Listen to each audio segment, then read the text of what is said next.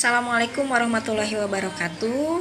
Saya ucapkan selamat kepada semua siswa dan siswi angkatan 2020-2021 sudah menjadi bagian dari SMA Negeri 1 Rengas Dengklok ya. Semoga kalian semua menjadi peserta didik yang pintar, cerdas, kreatif, inovatif ya. Dan selalu taat pada peraturan di sekolah. Perkenalkan, nama saya Hermadiani. Saya biasa dipanggil Ibu Dea. Saya mengajar mata pelajaran Pendidikan Pancasila dan Kewarganegaraan di SMA Negeri 1 Rengas Dengklok ini. Dan saya di kelas 10, saya hanya mengajar kelas 10 MIPA 1 sampai 10 MIPA 6 ya. Yang 10 IPS 1 sampai 6-nya belajar dengan pareksi. Oke, semoga kita semua selalu diberikan kesehatan ya. Walaupun kita belajar enak, santai, sambil santai di rumah, jarak jauh belajarnya dengan daring. Semoga tidak ada masalah, selalu diberikan rezeki, biar kuotanya full terus, dan selalu dipermudah dalam mengerjakan segala sesuatunya. Oke. Baik, untuk kelas 10 di semester pertama ini kita akan, yang pertama bab 1 ini kita akan belajar mengenai nilai-nilai Pancasila dalam kerangka praktik penyelenggaraan pemerintahan negara ya. Saya sudah membuat PowerPoint dan saya akan menjelaskannya satu persatu mengenai apa sih penyelenggaraan pemerintahan itu. Kita bahas dulu mengenai sistem pembagian kekuasaan di negara Republik Indonesia. Kemudian nanti ada kedudukan serta fungsi Kementerian Negara Republik Indonesia dan lembaga-lembaga non kementerian di negara Republik Indonesia ini ya. Yuk kita lihat sama-sama penjelasannya dan kita simak sama-sama ya. Kemudian nanti di akhir ada tugas untuk kalian, jadi nanti tolong diperhatikan baik-baik dan dibaca baik-baik tugasnya apa, kemudian kerjakan. Oke? Baik, pembahasan yang pertama mengenai bab 1 yaitu nilai-nilai Pancasila dalam kerangka praktik penyelenggaraan pemerintahan negara. Sebagai warga negara Indonesia, kita berkewajiban mempelajari dan memahami segala sesuatu yang berkaitan dengan negara Indonesia. Termasuk kalian sebagai seorang pelajar. Salah satu hal yang harus kita pelajari adalah tentang penyelenggaraan kekuasaan negara. Dengan mempelajari segala sesuatu tentang negara Indonesia, maka kita akan menambah kecintaan dan kebanggaan kita terhadap negara. Indonesia menjalankan kekuasaan negara yang diatur dalam Undang-Undang Dasar Negara Republik Indonesia tahun 1945. Kalian tahu nggak tentang sistem pembagian kekuasaan negara Republik Indonesia? Kalau belum tahu, ayo kita pelajari di bab 1 ini ya. Pemerintah Indonesia memegang kekuasaan untuk mengatur warga negara agar kehidupan kenegaraan berjalan dengan tertib dan tentram. Kekuasaan dapat diartikan sebagai kemampuan seseorang untuk mempengaruhi orang lain supaya melakukan tindakan-tindakan yang dikehendaki atau diperintahkannya. Kemudian, kekuasaan negara artinya kewenangan negara mengatur seluruh rakyatnya untuk mencapai keadilan, kemakmuran, dan keteraturan. Berikut ada macam-macam kekuasaan negara menurut para ahli.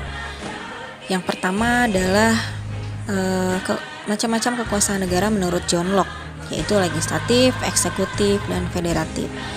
Yang kedua, kekuasaan negara menurut Montesquieu, yaitu legislatif, eksekutif, dan yudikatif. Menurut John Locke, kekuasaan negara dibagi menjadi 3. Yang pertama adalah kekuasaan legislatif. Kekuasaan legislatif yaitu kekuasaan untuk membuat atau membentuk undang-undang. Yang kedua adalah kekuasaan eksekutif, yaitu kekuasaan untuk melaksanakan undang-undang, termasuk kekuasaan untuk mengadili setiap pelanggaran terhadap undang-undang. Dan yang ketiga adalah kekuasaan federatif. Kekuasaan federatif ini yaitu kekuasaan untuk melaksanakan hubungan luar negeri. Selanjutnya ada kekuasaan menurut Montesquieu, yang terkenal dengan ajaran Trias Politica. Menurut Montesquieu, ada 3 macam kekuasaan negara, yaitu yang pertama kekuasaan legislatif. Sama dengan pendapat dari John Locke, kekuasaan legislatif yaitu kekuasaan untuk membuat atau membentuk undang-undang. Yang kedua adalah kekuasaan eksekutif. Kekuasaan eksekutif ini fungsinya yaitu kekuasaan untuk melaksanakan undang-undang. Dan yang ketiga adalah kekuasaan yudikatif. Kekuasaan yudikatif menurut Montesquieu yaitu kekuasaan untuk mempertahankan undang-undang, termasuk kekuasaan untuk mengadili setiap pelanggaran terhadap undang-undang. Berikutnya adalah pembagian kekuasaan negara Republik Indonesia. Pembagian kekuasaan negara Republik Indonesia dibagi menjadi 2. Yang pertama adalah kekuasaan horizontal dan yang kedua adalah kekuasaan vertikal.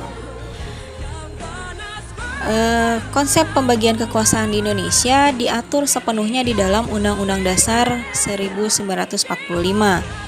Penerapan pembagian kekuasaan di Indonesia terdiri dari 2 bagian, yaitu secara horizontal dan secara vertikal. Kita bahas mengenai kekuasaan yang pertama, yaitu pembagian kekuasaan secara horizontal. Di dalam pembagian kekuasaan secara horizontal ini, pembagian kekuasaan dilakukan menurut fungsi lembaga-lembaga tertentu. Ada 6 fungsi lembaga tersebut, yaitu kekuasaan konstitutif, yaitu kekuasaan yang mengubah dan menetapkan undang-undang dasar. Kekuasaan ini dijalankan oleh MPR. Dijelaskan di dalam Undang-Undang Pasal 3 Ayat 1 Undang-Undang Dasar Negara Republik Indonesia tahun 1945 yang menyatakan bahwa Majelis Permusyawaratan Rakyat berwenang mengubah dan menetapkan undang-undang dasar. Yang kedua adalah kekuasaan legislatif. Kekuasaan legislatif ini fungsinya membentuk undang-undang. Kekuasaan ini dipegang oleh DPR. Sebagaimana ditegaskan dalam pasal 20 ayat 1 Undang-Undang Dasar Negara Republik Indonesia tahun 1945 yang menyatakan bahwa Dewan Perwakilan Rakyat memegang kekuasaan membentuk undang-undang. Lalu ada kekuasaan eksekutif. Fungsinya kekuasaan eksekutif ini menjalankan undang-undang dan penyelenggaraan pemerintahan negara. Nah, kekuasaan ini dipegang oleh presiden sebagaimana diatur dalam Undang-Undang Dasar 1945 pasal 4 ayat 1. Isinya adalah Presiden Republik Indonesia memegang kekuasaan pemerintahan menurut Undang-Undang Dasar. Lalu yang keempat yaitu kekuasaan yudikatif. Kekuasaan yudikatif atau kekuasaan kehakiman ini fungsinya menyelenggarakan peradilan guna menegakkan hukum dan keadilan. Kekuasaan ini dipegang oleh Mahkamah Agung dan Mahkamah Konstitusi. Diatur di dalam pasal 24 ayat 2 Undang-Undang Dasar Negara Republik Indonesia tahun 1945. Isinya adalah kekuasaan kehakiman dilakukan oleh sebuah Mahkamah Agung dan badan peradilan yang berada di bawahnya dalam lingkungan peradilan umum, lingkungan peradilan agama, lingkungan peradilan militer, lingkungan peradilan tata usaha negara, dan oleh suatu Mahkamah Konstitusi. Yang kelima adalah kekuasaan eksaminatif atau inspektif. Kekuasaan ini berhubungan dengan penyelenggaraan pemeriksaan atas pengelolaan dan tanggung jawab tentang keuangan negara. Di dalam kekuasaan ini dijalankan oleh Badan Pemeriksa Keuangan sebagaimana dijelaskan dalam pasal 23E ayat 1 Undang-Undang Dasar Negara Republik Indonesia tahun 1945 yang isinya adalah untuk memeriksa pengelolaan dan tanggung jawab tentang keuangan negara diadakan satu badan pemeriksaan keuangan yang bebas dan mandiri. Dan yang terakhir adalah kekuasaan moneter. Kekuasaan ini menetapkan dan melaksanakan kebijakan moneter, mengatur dan menjaga kelancaran sistem pembayaran, serta memelihara kestabilan nilai rupiah. Kekuasaan ini dijalankan oleh Bank Indonesia selaku bank sentral di Indonesia. Hal ini diatur dalam pasal 23D Undang-Undang Dasar Negara Republik Indonesia tahun 1945 yang menyatakan bahwa negara memiliki suatu bank sentral yang susunan, kedudukan, kewenangan, tanggung jawab, dan independensinya diatur dalam undang-undang. Lanjut mengenai pembagian kekuasaan secara vertikal. Pembagian kekuasaan antara beberapa tingkatan pemerintah, ya itu adalah arti dari pembagian kekuasaan secara vertikal. Hal ini diatur dalam pasal 18 ayat 1 Undang-Undang Dasar Negara Republik Indonesia tahun 1945 yang isinya bahwa Negara Kesatuan Republik Indonesia dibagi atas daerah-daerah provinsi dan daerah provinsi itu dibagi atas kabupaten dan kota, yang tiap-tiap provinsi, kabupaten, dan kota itu mempunyai pemerintahan daerah yang diatur dengan undang-undang. Hubungan antara pemerintahan provinsi dan pemerintahan kabupaten atau kota terjalin dengan koordinasi serta pembinaan dan pengawasan oleh pemerintahan pusat dalam bidang administrasi dan kewilayahan. Dengan adanya asas tersebut, maka pemerintah pusat menyerahkan kewenangan pemerintahan kepada pemerintah daerah atau provinsi dan kabupaten kota atau kota untuk mengurus dan mengatur sendiri urusan pemerintahan di daerahnya, kecuali urusan pemerintahan yang menjadi kewenangan pemerintahan pusat, yaitu kewenangan yang berkaitan dengan politik luar negeri, pertahanan, keamanan, justisi, agama, moneter, dan fiskal. Hal ini ditegaskan dalam pasal 18 ayat 5 Undang-Undang Dasar Negara Republik Indonesia tahun 1945 yang isinya pemerintahan daerah menjalankan otonomi seluas-luasnya kecuali urusan pemerintahan yang oleh undang-undang ditentukan sebagai urusan pemerintah pusat.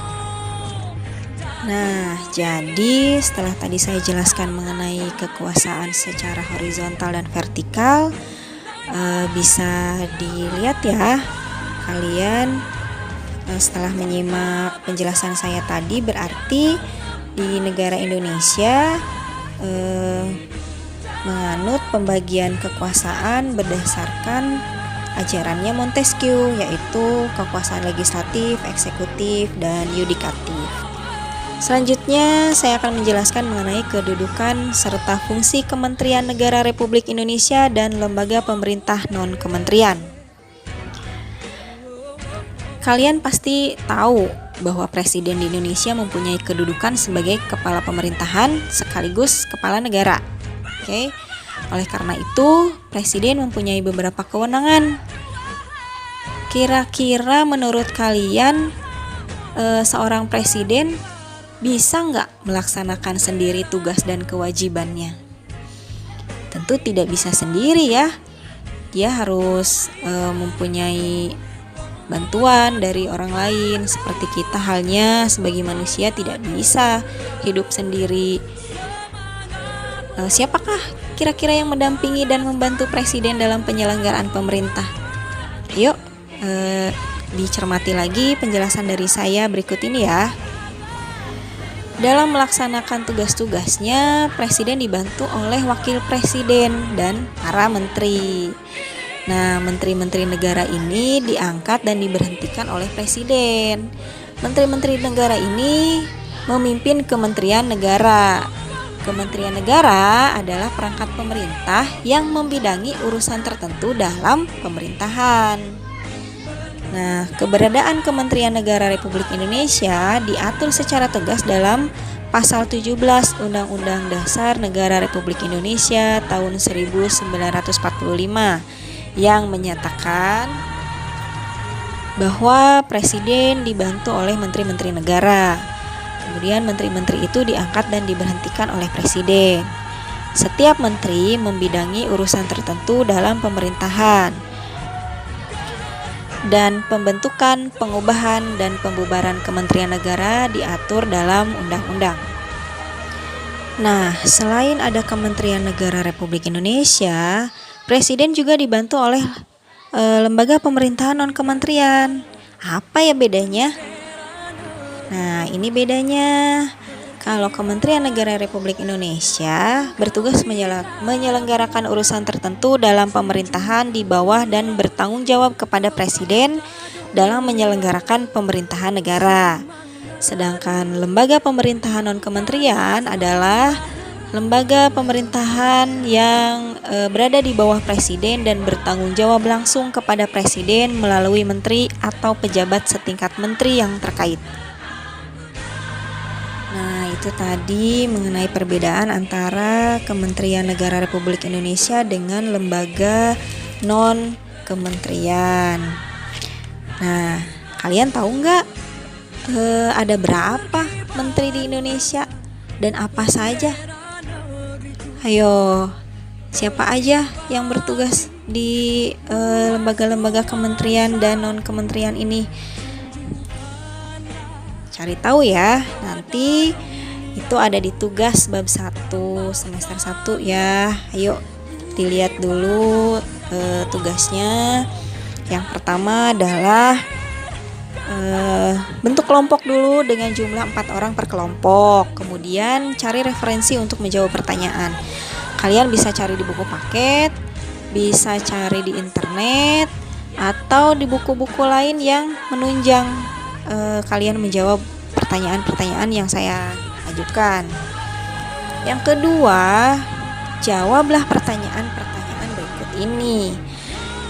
Yang pertama, Kementerian Negara Republik Indonesia bertugas menyelenggarakan urusan tertentu dalam pemerintahan di bawah dan bertanggung jawab kepada Presiden dalam menyelenggarakan pemerintahan negara.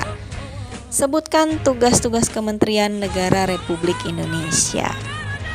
Kementerian Negara Republik Indonesia dapat diklasifikasikan berdasarkan urusan pemerintahan yang ditanganinya.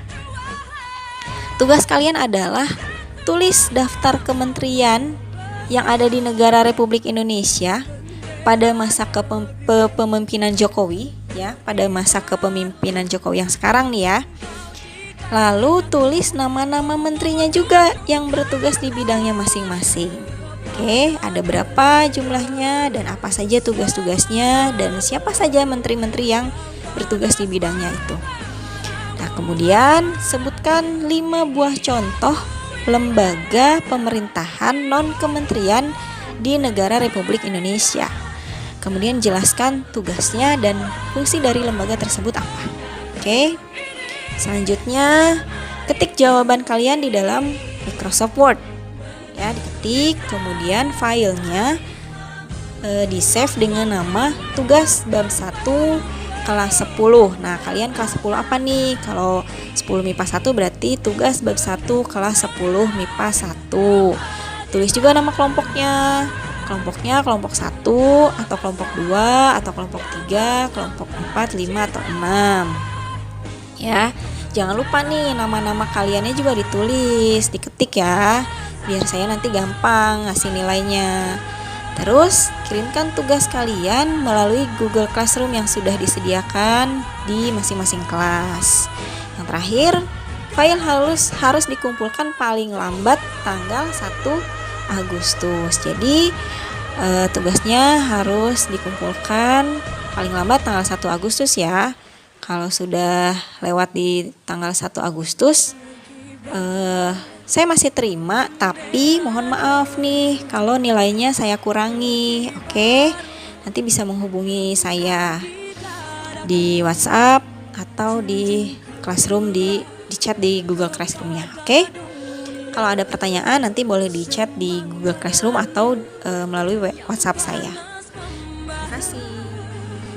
Terima kasih sudah menyimak penjelasan saya mengenai pembagian sistem kekuasaan dan kedudukan serta fungsi dari Kementerian Negara Republik Indonesia dan lembaga non-kementerian, ya. Kemudian tadi di akhir ada tugas yang harus kalian kerjakan, ya, silakan kalian kerjakan. Jika ada pertanyaan, kalian boleh chat nanti di Google Classroom-nya atau nanti chat melalui WA pribadi saya. Semoga tidak ada masalah, semoga dilancarkan untuk mengerjakan tugasnya. Saya tunggu, jangan sampai telat ya, jangan sampai telat mengumpulkan tugasnya, karena nanti ada pengurangan nilai kalau telat. Hati-hati, oke? Saya harap kalian bisa tepat waktu mengerjakannya. Terima kasih. Wassalamualaikum warahmatullahi wabarakatuh.